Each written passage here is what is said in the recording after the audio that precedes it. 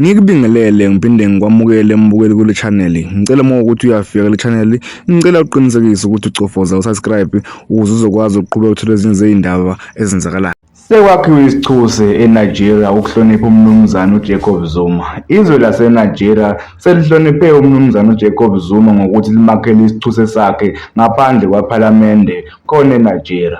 Baphinde baqamba umgwaqo ngegama lakhe ukuhlonipha amagalelo akhe ekulweni nohulumeni wengcindezelo kanye nokukhululeka komuntu omnyama.